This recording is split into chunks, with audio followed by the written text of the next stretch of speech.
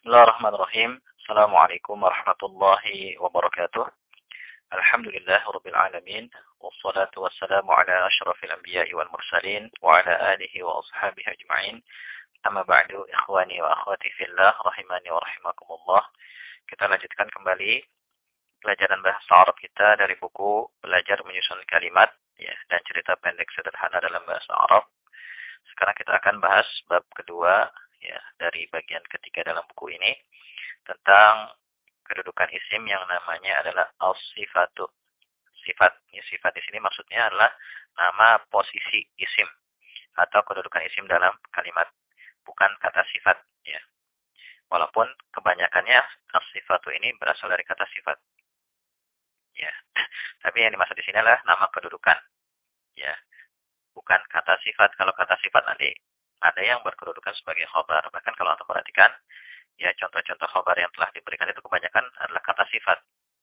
Ya, kata sifat kalau sudah dimasukkan ke dalam kalimat nanti ada yang berkedudukan sebagai khobar misalnya.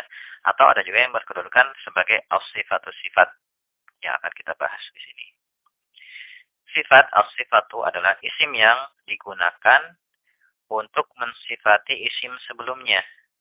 Isim sebelumnya yang disifati dinamakan dengan istilah al-mausufu. Ya, al-mausufu itu isim yang disifati. Kalau dalam kitab lain, as-sifatu namanya an-na'tu. Dan yang disifati namanya al-man'utu. Ya. Tapi di sini kita gunakan kata-kata as-sifatu. Contoh misalnya dalam kalimat, Ja'a Zaidun as-salihu. Telah datang si Zaid yang salih. Ja'a fi'il, Zaidun fa'il, as-salihu sifat untuk fa'il. Ra'aitu Zaidan as-saliha. Aku telah melihat si Zaid yang salih. Ra'aitu fi'il, ya, mengandung fa'il juga. Zaidan maf'ul bih, as-saliha sifat untuk maf'ul bih. Salamtu ala Zaidin as-salihi. Aku telah memberi salam kepada si Zaid yang salih. Salamtu fi'il plus fa'il ala huruf jar Zaidin masbuk biharfil jar as-salihi sifat untuk masbuk biharfil jar. Kemudian ja'at imra'atun salihatun. Telah datang seorang wanita yang salihah. Ja'at fi'il, imra'atun fa'ilnya, salihatun sifat untuk fa'il. Nah, di sini pertanyaan, kenapa di sini pakai ja'at sebelumnya ja'a? Ya, atau bisa tanyakan ke murid antum ya sambil baca contoh-contoh sambil murojaah pembahasan yang sudah berlalu. Ya. Ra'aitu fi'il plus fa'il, imra'atan maf'ul bih, shalihatan sifat untuk maf'ul bih. Ya, aku telah melihat seorang wanita yang shalihah.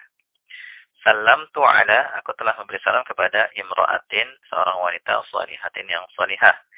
Salamtu fi'il plus fa'il, ala huruf jar, imra'atin masbuk biharfil jar, shalihatin sifat untuk masbuk biharfil jar. Nah, dari contoh-contoh di atas yang mausuf itu imro'atun, imro'atun, imro'atan, imro'atin. Ya. Atau zaidun, zaidan, zaidin itu mausuf.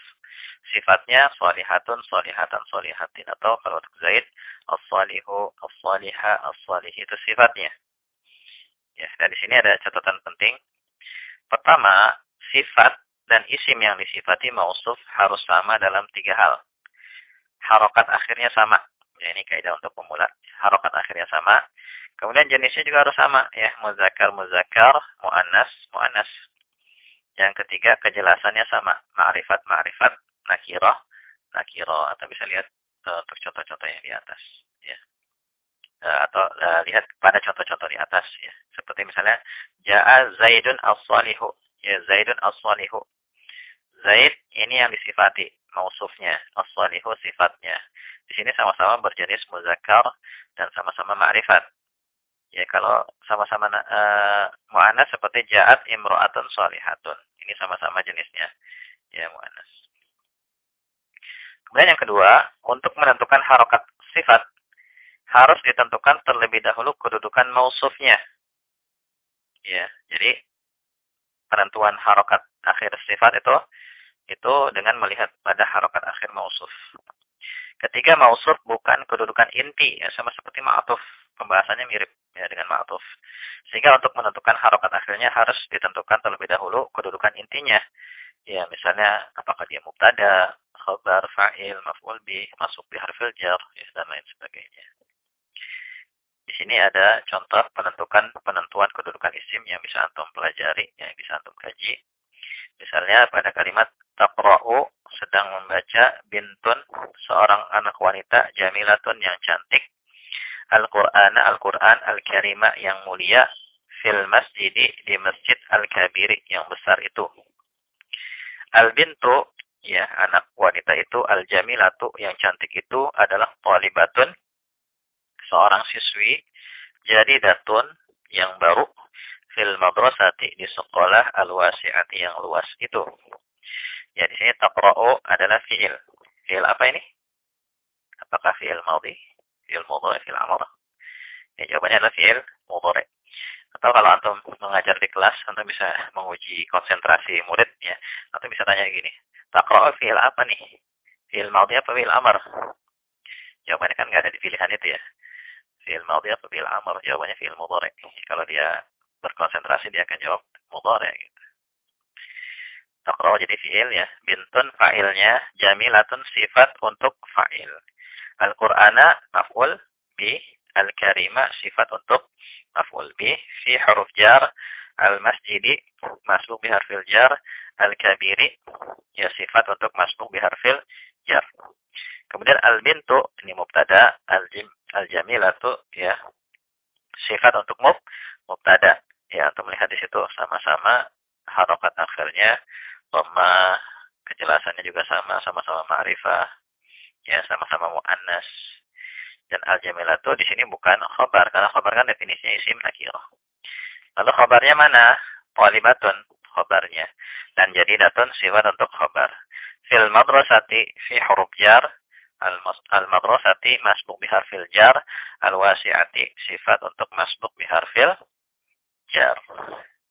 Ya, demikian pembahasan tentang sifat ya, semoga bisa dipahami. Silakan antum kerjakan latihannya ya. Kerjakan tanpa melihat kunci jawaban terlebih dahulu ya. Semoga bermanfaat. Wallahu a'lam bishawab.